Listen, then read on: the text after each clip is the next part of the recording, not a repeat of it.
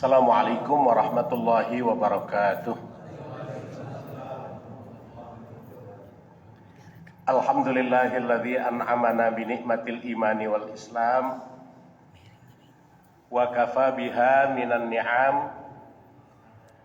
Wassalatu wassalamu ala sayyidina Muhammadin asyrafil anam wa ala alihi wa ashabihil bararatil kiram, amma ba'du. Qalu subhanaka la ilma lana illa ma 'allamtana innaka antal alimul hakim. Rabbi shrah li sadri wa yassir li amri wahlul 'uqdatam min lisani yafqahu qawli. Rabbana iftah bainana wa baina qaumina bil haqqi wa anta khairul fatihin. Amin amin ya Allah ya rabbal alamin. Bapak-bapak, saudara-saudara hadirin jamaah salat maghrib dan jamaah majelis taklim di Masjid Jami' Babul Jannah yang dimuliakan oleh Allah, terutama DKM beserta jajarannya, juga pengurus yayasan, para sesepuh, para hujjaj. Ada Bapak Haji Ilyas dari Pondok Mandala, Bapak Haji Ahmad Laksono, dan yang lainnya walaupun tidak saya sebutkan, dengan tidak mengurangi rasa hormat, takzim dan mahabbah saya. Mari kita awali pertemuan ini dengan membaca Ummul Furqan suratul Fatihah.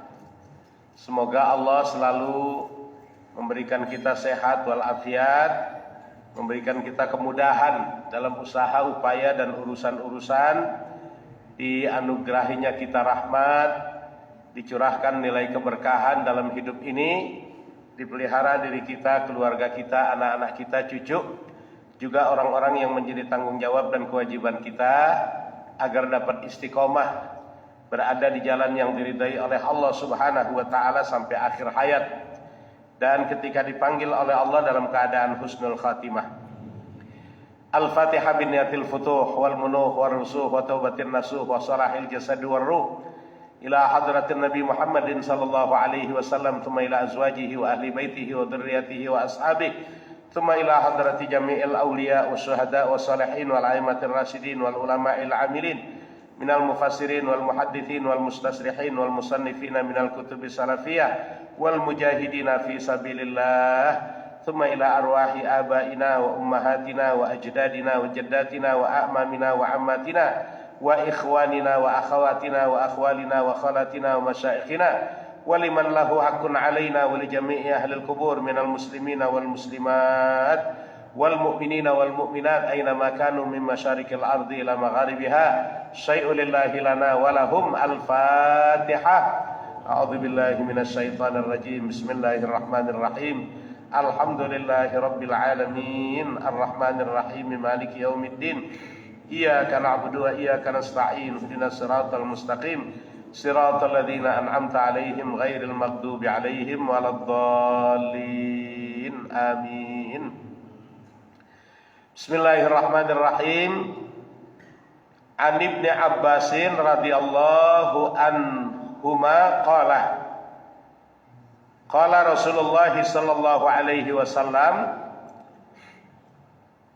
irtanim khamsan qabla khamsin hayataka qabla mautika wa sihhataka qabla suqmika wa faraghaka qabla shughlika wa shababaka qabla haramika wa ghinaka qabla faqrik. Rawahul Baihaqi. Hadis datangnya dari Abdullah bin Abbas. Jadi Abdullah bin Abbas disebut dengan Ibnu Abbas. Kalau Abdullah bin Umar disebut dengan Ibnu Umar. Ada Abdullah bin Mas'ud disebut dengan Ibnu Mas'ud. Jarang disebut nama aslinya, tapi yang disebut nama orang tuanya. Atau kadang-kadang orang tuanya nggak disebut, tapi disebut dengan nama anaknya. Abu Ayyub, itu bapaknya Ayub. Ayub nama anaknya. Ahlan, Kiai Haji Mahmud Fauzi Nasir dari Kompleks Pelni. Jadi Abdullah bin Abbas, Abbas itu pamannya Nabi besar kita Muhammad sallallahu alaihi wasallam. Kalau Abdullah bin Abdul Muthalib, Abbas juga bin Abdul Muthalib, saudara sekandung. Nabi Muhammad bin Abdullah, Abdullah bin Abbas, itu satu kakek.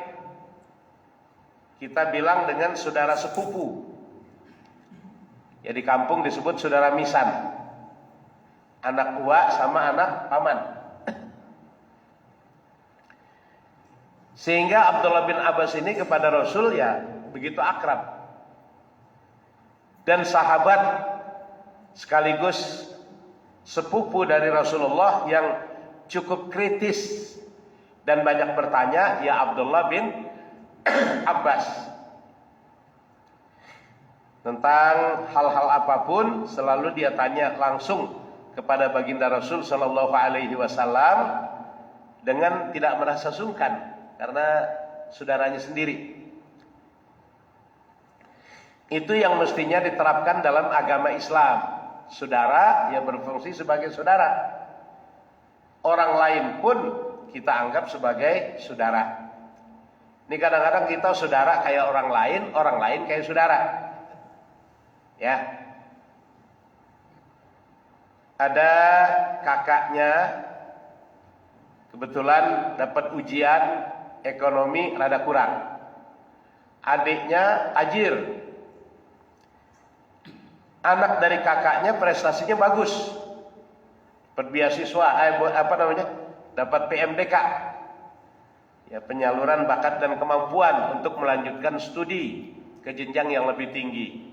Biaya nggak ada. Datanglah si kakak ke rumah adik. Ya, ponakan kamu ini alhamdulillah dapat PMDK. Jadi masuk kuliah tanpa ikut tes, tapi tetap biaya. Saya datang ke sini mau pinjem barang 50 juta buat keperluan kuliah.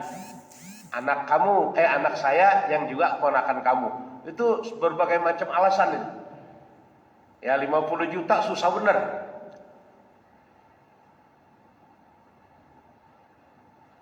Sama saudara sendiri. Nggak lama saudaranya pulang karena nggak dapat, datang. Orang bersedan, mobil mewah, turun dari sedan pakai dasi, rapi, pakai jenggel, matanya rada sipit. Dia nggak langsung pulang, dia pengen tahu apa yang terjadi. Begitu dia masuk, cuman nyodorin map, langsung keluar. Cek 2 miliar. Ya, buat orang lain 2 miliar begitu mudah keluar. Buat saudara sendiri 50 juta ngelit. Karena dia pikir kalau saya kasih pinjam kapan gantinya nih. Ini orang susah, padahal saudara. Ya. Jadi saudara seperti orang lain sekarang. Orang lain seperti saudara. Itu yang menyebabkan kelemahan bagi kita. Sama saudara gontok-gontokan, sama orang lain rangkul-rangkulan.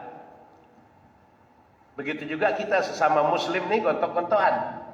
Tapi sama non muslim, udah kayak saudara sekandung, udah akur bener. Nah Rasul kepada saudara-saudaranya baik.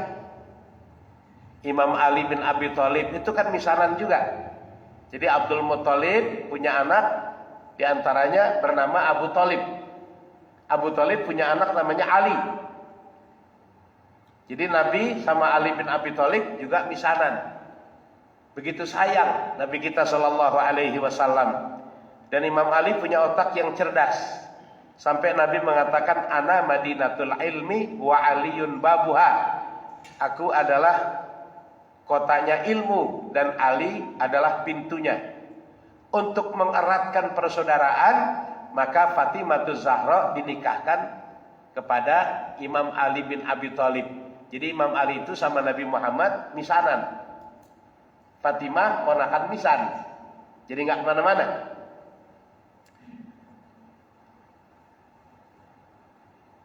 Begitu juga dicontohkan oleh para ulama, terutama kalangan habaib, ya. Karena kalau ada ulama dari habaib, ada ulama dari bukan habaib, diperintahkan oleh Rasul dahulukan yang habaib dulu. Artinya yang punya terah dzurriyyah.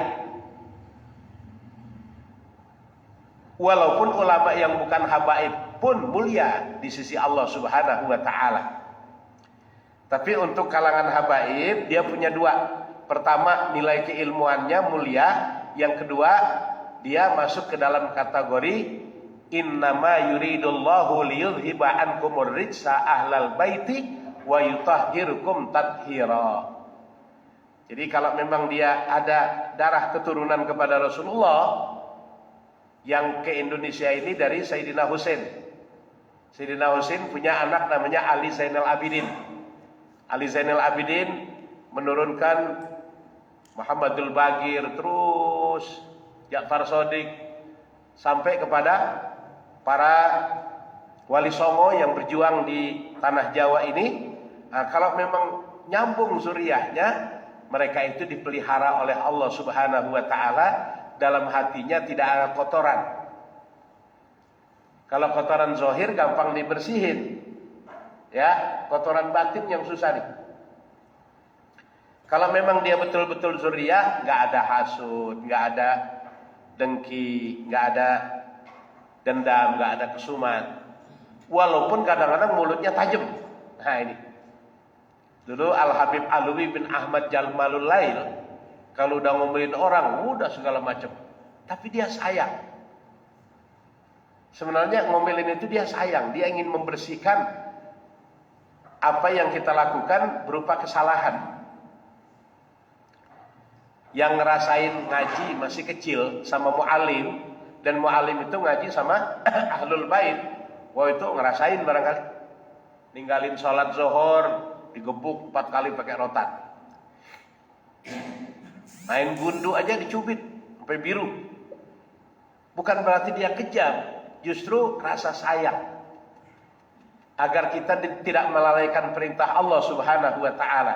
Begitu anaknya, muridnya tumbuh berkembang menjadi orang alim, dia sendiri menghormati. Jadi dia tidak merasa tersaingi oleh anak didik yang dididik, walaupun pada akhirnya lebih berhasil. Nah, kalau orang-orang kita kan masih ada yang begitu-begitu tuh kadang-kadang, ya. Kalau mereka ahlul bait, Allah sendiri menyatakan yuridullahu liyudhiba ankumur rijsa. Allah hilangkan rijsa. Rijsa itu bisa diartikan ghillan, penyakit-penyakit yang ada dalam hati. Ya sum'ah, ya ujub, ya hasud, ya bughud, kebencian, dendam, kesumat, dan lain sebagainya. Karena itu kita disuruh ikut. Nabi mengatakan alaikum, hendaklah kamu terapkan dalam hidupmu. Taraktu fikum saqalain, aku tinggalkan untukmu 2 hal yang memang berat kamu untuk mengikutinya. Tapi kalau kalian berpegang teguh kepada keduanya, intamasaktum bihima lan tadillu. Lan masuk fi'il mudhari, artinya tidak akan pernah sesat sampai kapanpun. Siapa mereka? Kitab Allah, Al-Quran, wa itrati, ulama-ulama yang tumbuh dari itrah, ya bahasa kita terah. Terahnya Nabi besar kita Muhammad sallallahu alaihi wasallam yang sampai sekarang ini masih Allah Subhanahu wa taala pelihara. Guru mulia Al Habib Umar bin Hafiz kan sudah sampai di Indonesia ini. Ya. Dia safari dakwah. Itu jiwanya bersih, mengajarkan kepada santri-santrinya agar menjaga sikap kepada sesama. Enggak boleh saling dendam, enggak boleh saling tikai, enggak boleh saling hujat satu sama lain. Maka ketika datang guru mulia Habib Umar bin Hafiz, entah yang dari Yaman pernah belajar di sana atau yang di sini, itu diperlakukan oleh beliau sama. Ya nggak mentang-mentang, ini alumni saya nih, ini enggak. Kalau kita kan kadang-kadang sama murid suka beda-bedain. Ya. Jadi Abdullah bin Abbas kepada Rasulullah Shallallahu Alaihi Wasallam sangat dekat hubungannya. Di samping dia misan, dia juga sahabat Nabi Shallallahu Alaihi Wasallam. Abbas juga beriman kepada Rasul. Maka Ibnu Abbas atau Abdullah bin Abbas kita sebut dengan kalimat radhiyallahu anhuma. Semoga Allah ridho kepada keduanya. Pada Abdullah ridho, kepada Abbas juga ridho. Pamannya Nabi besar kita Muhammad sallallahu alaihi wasallam. Pesan dari Nabi sallallahu alaihi wasallam, "Ightanim khamsan qabla khamsin." Jaga, pelihara, atau di sini dikatakan gunakanlah khamsan, 5 hal, qabla khamsin, sebelum datang 5 hal yang lain. Ya. Kalau di buku ini disebutnya 5 perkara. Saya sudah pernah bilang di sini, kalau saya sebut perkara ada yang salah persepsi. Ada orang mau masuk Islam, Pak, saya mau masuk Islam. Benar, benar. Ayo.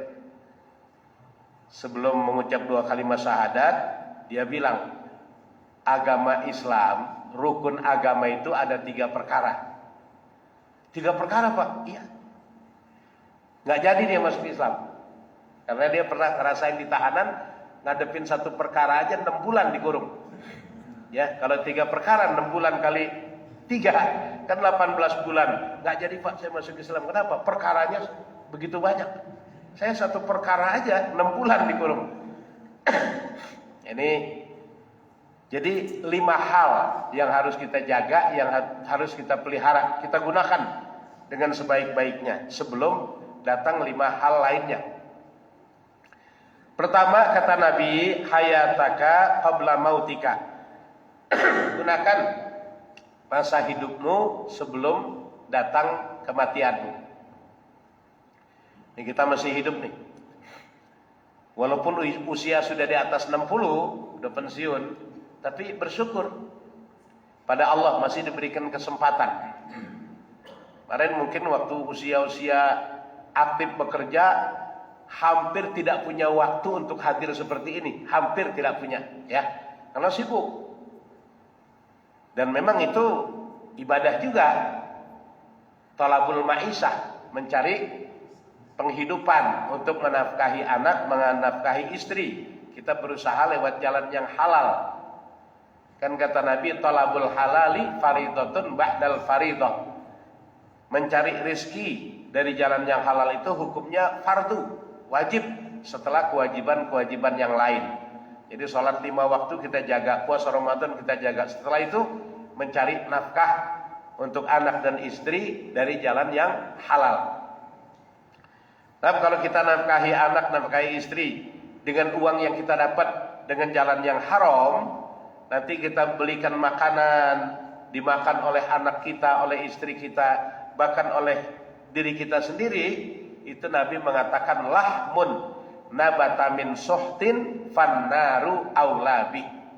Sekerat daging dalam tubuh kita dia tumbuh dari sesuatu yang haram, entah bendanya yang haram kita makan, kita minum, narkoba misalnya, atau cara mendapatkannya dengan jalan yang haram. Daging ayam halal, tapi kalau boleh mencuri kan haram. Daging kambing halal, tapi kalau dapat uangnya dari korupsi, dari mengambil hak orang lain, itu kan haram. Masuk ke dalam tubuh kita, menjadi darah daging. Itu kata Nabi, sekerat daging yang tumbuh dalam tubuh kita berasal dari sesuatu yang haram, fannaru aulabi. Maka neraka akan lebih baik baginya. Nggak nunggu di akhirat, di dunia aja. Ya. rumah tangga kurang harmonis, istri susah dikasih tahu, disuruh sholat aja susah. Anak-anak masih kecil kita kasih tahu, iya takut sama kita. Udah besar kita yang takut sama anak. Ini neraka di dunia. Kalau istri sudah ngebantah disuruh sholat, kalau anak disuruh belajar yang benar, dia main game, dia kumpul sama teman-temannya, apalagi bergaul sama orang-orang yang suka narkoba dan lain sebagainya, apa bukan neraka ini? Maka ketika kita lihat anak kita agak sulit dikasih tahu, istri diperintah sholat ngebantah melulu, nah itu kita introspeksi diri. Ini kira-kira saya nafkahin istri dan anak saya, uangnya halal apa enggak ini? Karena kewajiban orang tua terhadap anak, sebelum dia menuntut kewajiban anak terhadapnya untuk berbakti, kita dulu nih orang tua membaktikan diri kepada Allah dengan memelihara, di antaranya wa alla yarzuqahu illa thayyiban. Tidak memberikan rizki, tidak memberikan nafkah kepada mereka, pada anak, pada istri kita, illa thayyiban, kecuali dengan jalan yang baik, halal cara mendapatkannya, dan bergizi. Ini mentang-mentang halal jengkol tiap hari, ya, walaupun jengkol enak, tapi kalau tiap hari kan bisa kejengkolan. Artinya yang baik-baik, yang bagus, ya 4 sehat 5 sempurna lah. Tapi kita dapat dari jalan yang halal. Jadi semasa hidup ini nih, kita bersyukur, ya. Di kantor udah nggak aktif kerja, tapi Allah masih berikan kita kehidupan. Gunakan sebaik-baiknya untuk melaksanakan nilai kebaikan sebanyak-banyaknya, mumpung masih hidup. Kenapa saya bilang mumpung? Karena kita bakal mati. Kemarin waktu kita jelasin yang i'mal lidunya kaka'annaka ta'isu abada, di situ Allah nyatakan kullu nafsin dha'iqatul maut. Setiap yang bernyawa pasti akan mati. Apalagi kita manusia ini, umat Nabi Muhammad sallallahu alaihi wasallam yang usianya enggak akan lama. A'maru ummati ma baina sittina wa sab'ina sana. Umur umatku kisarannya antara 60 70, 60 70. Yang 80 ada tapi langka. Yang 100 tahun lebih langka lagi. 60, 70 standarnya. Bahkan di bawah 60 banyak yang meninggal, di bawah 70 banyak yang meninggal. Kemarin umurnya di bawah saya, waktu ada acara reuni paling semangat, dengar kabar meninggal tanpa harus sakit dulu. Ini yang pernah saya sampaikan tuh, ya. Kam min sahihin mata bi ghairi illatin.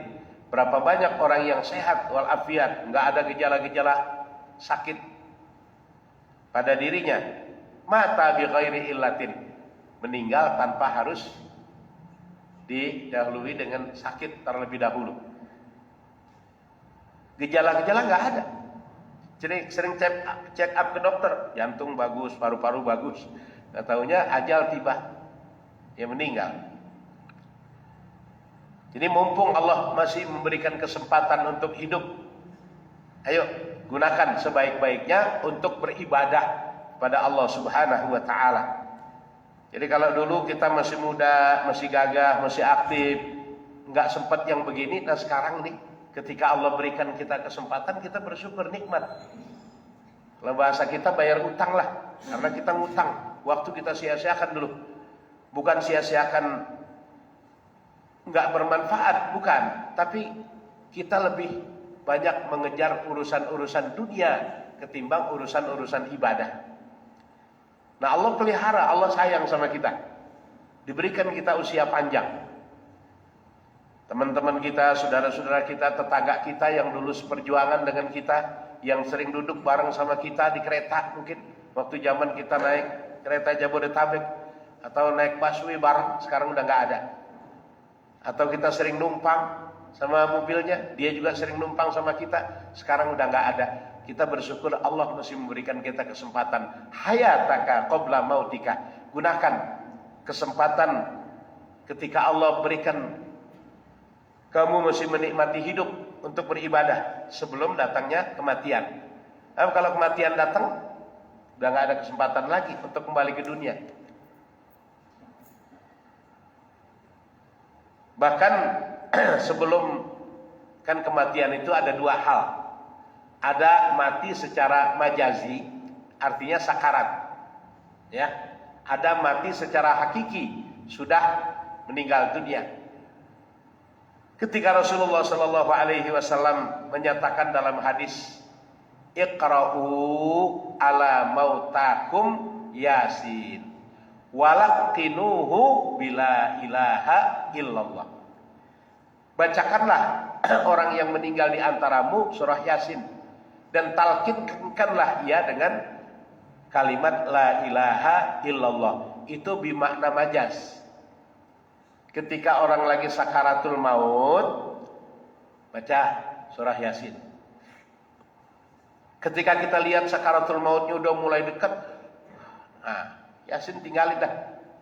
Ucapkan kalimat la ilaha illallah. Udah makin gawat. Takut nanti begitu kita ucapin la ilaha illallah nggak sampai umurnya. Cukup Allah, Allah, Allah. Kenapa Allah, Allah, Allah aja cukup? Khawatir begitu kita ucapin la ilaha dia meninggal. La ilaha artinya kan nggak ada Tuhan. Berarti waktu dia lagi nafas la ilaha meninggal, berarti dia nggak mengakui adanya Tuhan. Karena itu kita disarankan ketika orang lagi sakit parah itu jangan ditinggal, temenin, dampingi. Bab yang namanya setan, iblis itu sibuk mencari cara agar dia meninggal dalam keadaan su'ul khotimah, sulit mengucapkan kalimat la ilaha illallah. Ada dokter, saya lupa namanya, cuman saya ingatnya dokter Edi apa gitu. Dia di rumah sakit Islam di Cempaka Putih itu 35 tahun. Kerjaannya cuman membimbing orang yang sedang sakaratul maut. Ini di rumah sakit Islam, bukan di rumah sakit umum, di rumah sakit Islam. Saat menghadapi sakaratul maut, dari 1000 orang yang dia bimbing, dia ingat-ingat cuma 70 orang yang ketika menghembuskan nafas terakhir mengucapkan kalimat la ilaha illallah. Nanti berapa persen ini? Enggak sampai 10% ya. Padahal kita yang sehat ini gampang ngucapin la ilaha illallah, tapi pada saat sakaratul maut lidahnya keluh, kaku. Nah, dari yang 70 orang ini didatangin keluarganya, dia tanya, ini Bapak alhamdulillah sudah kita bimbing menghadapi kematian, pandai, fasih mengucap kalimat la ilaha illallah. Kira-kira kebiasaan Bapak waktu masih hidup apa? Kata keluarganya, Bapak gak pernah ninggalin sholat. Begitu dengar azan langsung ya wudhu sholat, yang lain ditunda. Gak pernah ninggalin puasa Ramadan, dan selalu mengutamakan zakat. Zakat itu kan wajib ya. Jadi kalau kita tunda-tunda bisa gak bayar. Dan rajin silaturahmi, gak pandang siapapun dia silaturahmi, menanamkan kasih sayang kepada sesama. Bahkan kepada yang non muslim pun dia berbuat baik. Nah, ini. Dan yang kelima, dia selalu membaca Al-Quran walaupun 1 ayat setiap kali selesai sholat. Jadi Al-Quran ini walaupun 1 ayat selesai sholat, berarti kan sehari semalam kita sholat 5 kali 5 ayat. Sehari semalam 5 ayat. Kalau seminggu 5 kali 7 35 ayat. Kalau sebulan, kalau setahun, lama-lama bisa khatam Quran ini. Nah, itu 5 pekerjaan yang nggak pernah ditinggalin, yang bisa melancarkan almarhum mengucapkan kalimat la ilaha illallah. Jadi bukan yang sering tahlilan, bukan. Ya, ini kadang-kadang kita tahlilan lucu. Kita sholat isya di sini. Habis sholat isya, zikir sebentar, dia kita datang ke tempat orang yang tahlilan. Itu yang lain udah pada kumpul kapan sholat isyanya ini. Ya, jangan-jangan sebelum isya dia udah kumpul di situ tuh. Dan apakah dia selesai tahlilan di rumah masing-masing dia sholat? Nah, ini kan belum tentu. Ini yang kadang-kadang kita tanda tanya. Ya, kalau giliran pengajian ntar. Giliran tahlilan, udah sigap bener udah. Karena tahlilan pulang bawa berkat. Ini juga pengajian kalau Ustaz Dadan nyedain tiap habis ngaji bawa berkat, saya yakin penuh dia yang hadir. Jadi bukan yang rajin tahlilan, bukan. Yang rajin menjaga, memelihara syariat Islam. Walaupun yang pokok, itu kan yang pokok. Belum lagi yang sunnah. Yang sunnah rada berat dah. Ya, yang pokok aja. Dan Rasulullah menjamin, man kana akhiru kalamihi la ilaha illallah dakhalal jannah. Siapa saja yang akhir kalimatnya mengucapkan kalimat la ilaha illallah dakhalal jannah. Itu fi'ilnya fi'il madhi. Litahqiq, untuk meyakinkan bahwa orang yang akhir hayatnya ngucapin la ilaha illallah pasti akan masuk surga. Karena sahabat yang kritis angkat tangan, walau huwa zanin ya Rasulullah, walaupun dia penzina, kata Rasul, iya, kalau akhir hayatnya ngucapin la ilaha illallah masuk surga. Walau huwa sarik, walaupun dia pencuri, na'am, kata Rasul, iya. Walau huwa saribul khamr, walaupun dia pemabuk, peminum minuman keras, kalau akhir hayatnya ngucapin la ilaha illallah, kata Nabi, akan masuk ke dalam surga. Ya, tapi orang yang enggak pemabuk, enggak penzina, enggak pencuri aja belum tentu bisa ngucapin la ilaha illallah, apalagi pemabuk, pencuri, penzina. Jadi orang yang pandai mengucapkan kalimat la ilaha illallah ternyata orang yang pandai menjaga, memelihara ajaran-ajaran yang Allah berikan lewat Nabi besar kita Muhammad sallallahu alaihi wasallam. Kapan itu? Ketika kita masih di dunia. Kalau masih muda sih enak saya sholat duha. Enggak harus masih muda. Ya, sekarang ini ketika Allah masih berikan kesempatan kepada kita untuk hidup sebelum kematian datang. Wasihhataka qabla suqmika. Yang kedua, jaga, pelihara, gunakan sehatmu sebelum sakitmu. Jadi sehat satu nikmat yang Allah berikan luar biasa. Jumat kemarin saya flu, meriang, demam, panas, cuaca mungkin angin. Bangun tidur, habis sholat asar bahan sebentar, bangun tidur pala.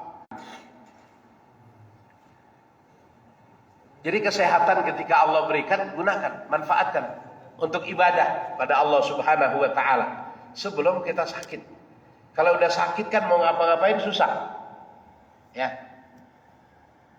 Mumpung sehat. Ada orang masih muda sakit-sakitan melulu. Duduk serba salah. Duduk sila salah, melonjor salah juga, nyender masih salah juga. Ada yang dirasain pinggang. Ada yang dirasain asam urat, kesemutan. Kita masih Allah berikan nyaman duduk. Ya walaupun gak semuanya bersilah, ya. Posisi duduk mau bagaimanapun posisinya silakan. Yang penting konsentrasi dalam melaksanakan ibadah. Ini kan lagi ibadah kita. Kemudian wa faraghaka qabla syughlika.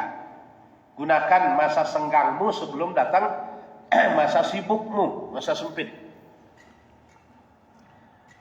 Allah berikan kita kesempatan, punya waktu, walaupun sebentar dari maghrib sampai isya. Ini faragh namanya.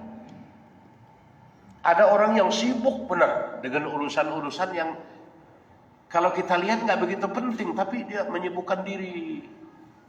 Nah, sebelum kesibukan itu datang, gunakan waktu senggang yang Allah berikan kepada kita untuk beribadah. Ada orang yang kesibukannya ternak teri, ya, cuman ngantar anak, ngantar istri itu doang. Antar cucu ke sekolah, sampai sholat nggak sempet, hadir majelis taklim nggak sempet, ibadah nggak sempet. Itu kan kesibukan-kesibukan yang kalau kita lihat nggak begitu penting. Ya, tapi dia sibuk banget saya, nggak ada waktu. Nah ini, ketika Allah berikan kita kesempatan kayak sekarang, kita punya anak, tapi anak kita udah besar-besar. Kita punya cucu, anak kita mampu bayar babysitter. Nah kita kan punya kesempatan. Kita kadang-kadang udah ada babysitter, sok sibuk juga. Cucu saya babysitter nggak mau, maunya sama saya. Nah kita aja yang nyibukin diri. Ya, ada orang yang benar-benar sibuk, tapi sesibuk-sibuknya orang masih sempat ibadah. Nah, nanti di akhirat itu, apa kesibukan kamu di dunia sehingga kamu nggak ibadah? Oh, saya ngurus rakyat ya Allah karena saya pemimpin, saya raja. Tuh, lihat Nabi Sulaiman. Rakyatnya bukan cuma manusia, jin, binatang diatur, tapi masih ibadah. Saya sakit ya Allah, nggak bisa ibadah. Nabi Ayub 18 tahun sakit, sampai dagingnya habis dimakan belatung, tapi tetap ibadah. Saya sibuk ngurusin sosial, bagi-bagian sembako. Nabi Yusuf alaihi salam, ya sibuk bagian pangan di masa paceklik. Jadi setiap apa kesibukan kita di dunia ini, kita nggak bisa jadikan alasan untuk tidak ibadah kepada Allah Subhanahu wa Ta'ala. Karena Nabi Rasul yang Allah utus 124.000 Nabi, 313 Rasul, semuanya Allah berikan kesibukan, tapi kesibukan itu tidak menyebabkan dirinya lalai dari ibadah kepada Allah Subhanahu wa Ta'ala. Apalagi kita yang waktunya senggang. Ya Nabi Nuh itu kan, dia bilang, inni da'autu qaumi lailan wa naharan. Ya Allah, aku sibukkan diriku untuk berdakwah, mengajak kaumku untuk beribadah kepadamu. Lailan, malam, wa naharan, siang, pagi, sore, hampir nggak ada waktu buat senang-senang sama keluarganya, dakwah terus. Tapi tantangan yang diterima oleh Nabi Nuh kan, kullama da'autuhum, setiap aku ajak mereka untuk menyembahmu, ja'alu asabi'ahum fi adhanihim, mereka menjadikan tangan-tangan mereka untuk menutupi telinga mereka, nggak diabaikan. Tapi Nabi Nuh nggak putus asa, biarin terus, jangan bilang saya udah sibuk, saya udah capek, nggak ada juga yang mau ikut, nggak pernah ngeluh. Tapi karena usianya sudah renta, kekuatannya sudah mulai lemah. Ini udah Isya belum ya? Belum. Ya. Belum. Semuanya udah lemah, mau nggak mau, ya dia pasrah sama Allah. Itu 900 tahun beliau dakwah. Pengikutnya cuma 80 orang, ya diserahin sama Allah. Rabbi la tadar alal ardi minal kafirin dayyara. Ya Allah, udah jangan sisain orang kafir di permukaan bumi ini, hapus saja. Kalau mereka punya anak, anaknya bakal kafir lagi aja. Sudah sekian generasi ya Allah, mereka ingkar terhadap ajaran yang aku bawa darimu. Udah hapus saja. Ya bongkotnya babat, habisin ya Allah. Nah itu baru setelah dia berbuat 900 tahun lebih berdakwah. Ketika Allah masih memberikan kesempatan, terus dia berdakwah. Tapi ketika kemampuan membatasinya, baru dia pasrah kepada Allah Subhanahu wa Ta'ala. Berikutnya nanti akan kita jelaskan pada Jumat yang akan datang. Mudah-mudahan sehat dan panjang umur. Amin ya Allah ya Rabbal Alamin. Al-Fatihah. A'udzubillahi minasyaitonirrajim. Bismillahirrahmanirrahim. Alhamdulillahi Rabbil Alamin. Ar-Rahmanirrahim. Maliki yaumiddin. Iyyaka na'budu wa iyyaka nasta'in. Ihdinas siratal mustaqim. Siratal ladzina an'amta 'alaihim ghairil maghdubi 'alaihim waladdallin. Allahumma shalli 'ala sayyidina Muhammadin sahibil busra salatan tubasyiruna biha wa ahlana wa auladana wa jami'a masyayikhina wa muallimina wa talabatana wa talibatina mi yaumina hadza ila yaumil akhirah. Allahumma inna nas'aluka ridhaka wal jannah wa na'udzubika min sakhatika wan nar. Allahumma nawwir qulubana bi nuri hidayatik kama nawartal arda bi nuri syamsika abadan abadan bi rahmatika ya arhamar rahimin. Da'wahum fiha subhanakallahumma wa tahiyyatuhum fiha salam wa akhiru da'wahum anil hamdulillahi rabbil alamin. Wassalamu alaikum warahmatullahi wabarakatuh.